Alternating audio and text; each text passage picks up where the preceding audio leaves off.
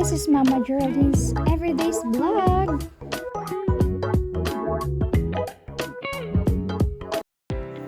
Hi, hello, good morning, I'm back. It's already 4:30 AM in the morning na pala yan kanina nung nakabangon ako. Kasi ilang ulit na nag-alarm yung cellphone ko pero parang tinatamad ako magbangon. Pero no choice kasi Monday ngayon at may klase. Nagluto nga pala ako ng pang-almusal ng asawa at anak ko kaso hindi ko na na-videohan dahil madilim masyado sa aming kusina at hindi pa naayos ang kusina namin. Mamaya makikita nyo kung ano ang kusina namin. Sa umagang yan, ako pa lang ang gising. Nagtimpla na rin ako ng gatas ng ama, ng asawa at anak ko para pagkising nila kakain na lang sila. Actually, 4 kami na nakatira sa bahay na yan. Ako, ang asawa ko, at ang isa naming anak at ang pinsan ng asawa ko. Pero natutulog pa sila. Ang duty ng asawa ko is 8 AM to 5 PM. So, kailangan maaga siyang magising dahil mag-travel pa siya. Nang matapos ko nga i-prepare ang kanilang almusal, ay lumabas ako at tumingin-tingin. Madilim pa pala nung oras na to. Yan o, pusang yan, ang aga-agang gumising. Kung saan ka na nakarating ha? Diyan naman, mag-prepare na ako ng uniform ko at uniform ng anak ko. Kasi ngayong araw, babalik din kami sa eskwelahan dahil ito ang first day of school namin. Ito na naman, baka po magtaka kayo bakit po ako nagpe-prepare ng uniform ko. In my age of 24, yes po, isa na po akong nanay. And kahit nanay na po ako, I am studying right now. Isa po akong estudyanteng ina. Nag-aaral po ako 4th year college. In my course, IT, Information and Technology. Diyan lang po ako sa bayan nag-aaral. Pero bago po ako pumunta ng school, ipiprepare ko muna ang anak ko papunta rin sa kanyang school. Ang anak ko is 5 years old.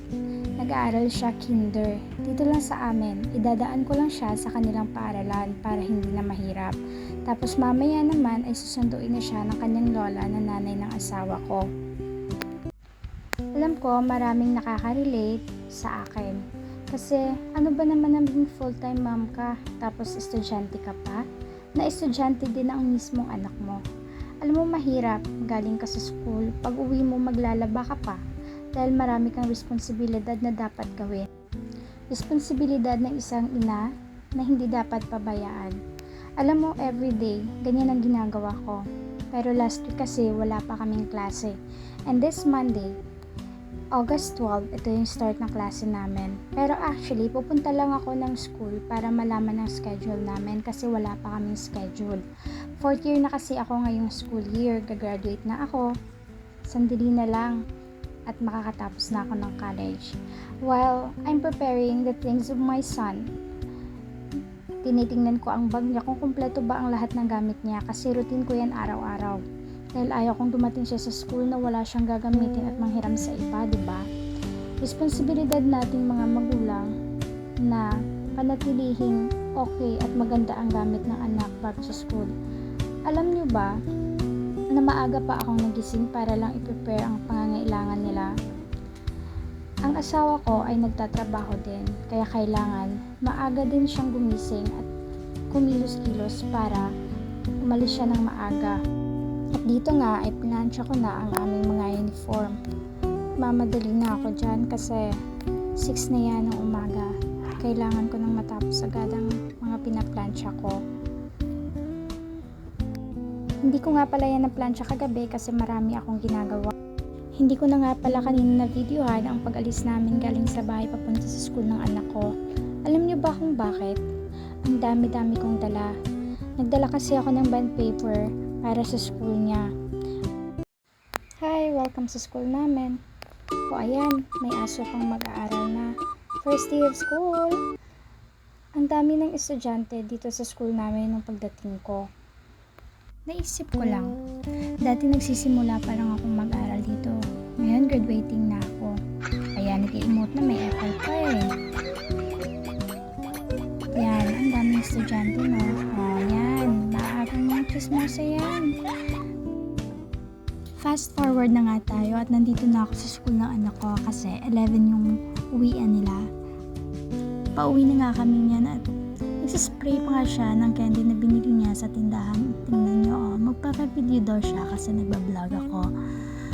At habang naglalakad nga kaming dalawa, may nakita kaming prutas. Lumboy ang tawag dito sa amin. Hindi ko lang alam kung ano ang tawag sa inyo. At nakita ko rin itong puno ng niyog na napakaraming bunga. Ang sarap gawing buko salad, no?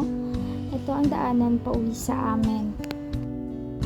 Yan nga, ay naglalakad na kami pauwi yung dalawa. Tingnan mo naman ang dala ko, napakarami, diba? At nakarating na nga kami ng anak ko sa bahay. Tingnan nyo naman ang linisin ko. Napakarami ng bahay, no? Everyday, ganyan talaga. Pag may anak ka, talagang ganyan ang magiging mukha ng bahay nyo sa araw-araw. Naglinis na nga ako ng kaunti dyan para naman maliwalas ang paningin ko sa bahay. Alam nyo ba, na kapag nanay ka, dapat hands-on ka sa mga gawaing bahay. Ikaw dapat ang gumagawa nun, hindi iba. Hindi anak mo, hindi asawa mo. Gawain nyo ng isang ina at isang asawa. Mga responsibilidad na hindi na naman dapat natin hihintay pa para sa iba, diba? Nang naging nanay ako, may mga time na tinatamad akong magtrabaho, pero no choice ka. Kailangan mong gawin ang responsibilidad mo para maging perfect kang ina. Hindi ka man perfectong tao, para lang maging perfectong asawa ka at perfectong ina. Kailangan mong gawin ang responsibilidad mo. At pumasok na nga ako sa kwarto pero may nakita akong parang mga langgam kaya nag-spray muna ako para mamatay ito, para hindi na kumalat. Nilinis ko na nga dyan ang pinagtulugan namin kasi hindi ko yan kanina kinuha dahil ang asawa ko ang huling bumangon dahil iniwan lang namin siya habang natutulog pa lang. Dahil 8 pa ang kanyang pasok sa trabaho, sinabihan ko na lang siya kanina na kumain na lang siya bago umalis at na-prepare ko na rin ang kanyang susuotin para pumasok sa eskwelahan. At yung anak ko naman, naglilinis kami dyan, laro ng laro sa aking nililinisan.